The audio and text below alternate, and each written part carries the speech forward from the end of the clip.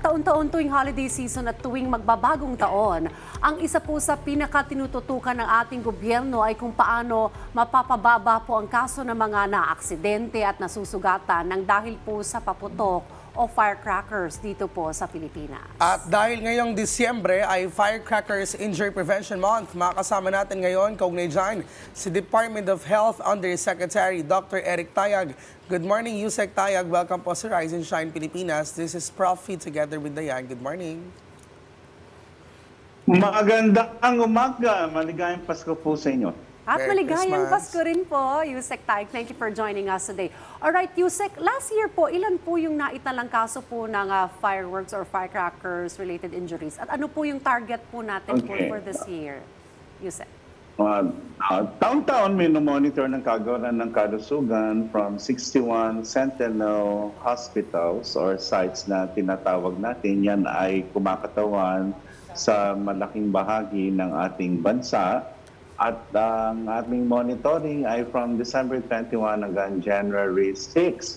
Sa makatuwid kahapon, nag-umpisa na po tayo. At noong 2023 po, nagtala po tayo ng 307 firework-related injuries. Isa dito ay stray bullet. So 306 yung sa firecrackers or talagang fireworks. Ngayon po, nung nakarang sinundang taon nito, meron lamang po tayong 189. At umaasa kami na yan ay bababa.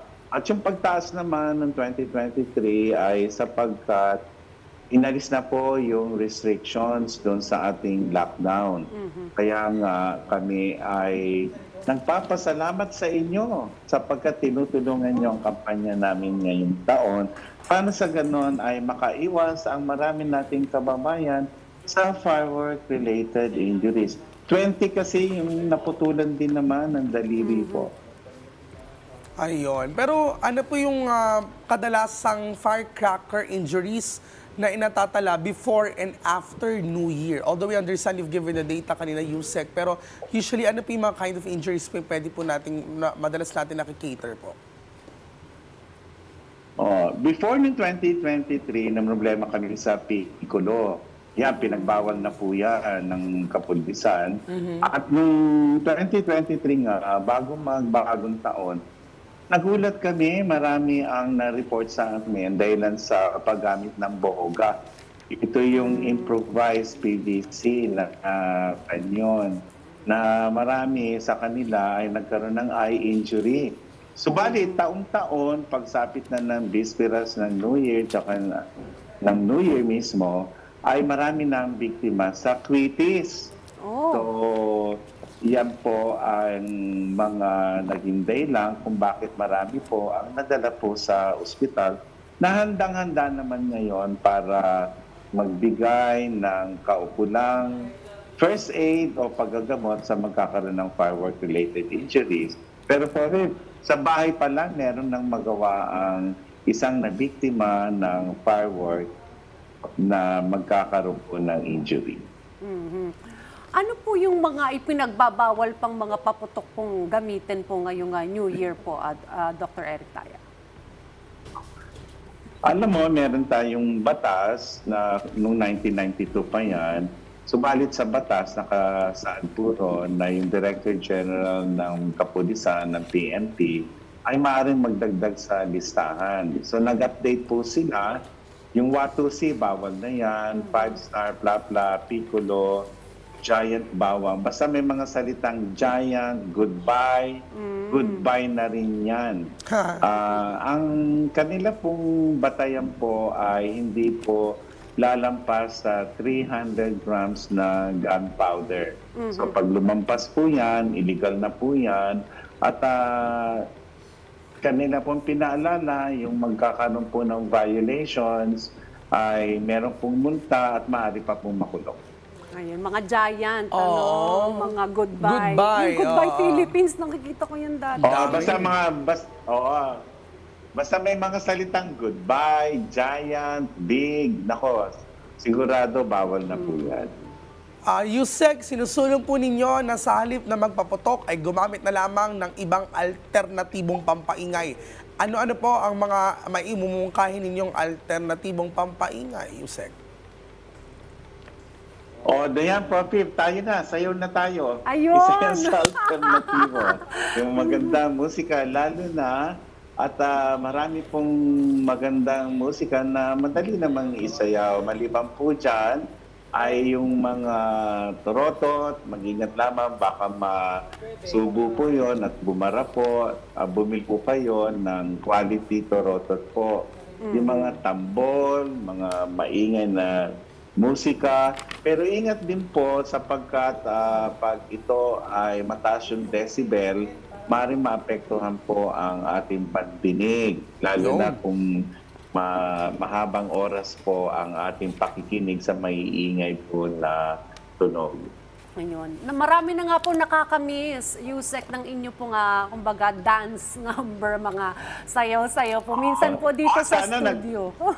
Sana pala pumunta ako sa studio dyan, para sumayaw po. tayo. Next week. Oo nga, abangan po natin yan, ang inyo po pagsasayaw dito po sa RSP. Pero ito, Promise ayun, yan. sige po. We look forward to that, Yes. Yusek Tayag.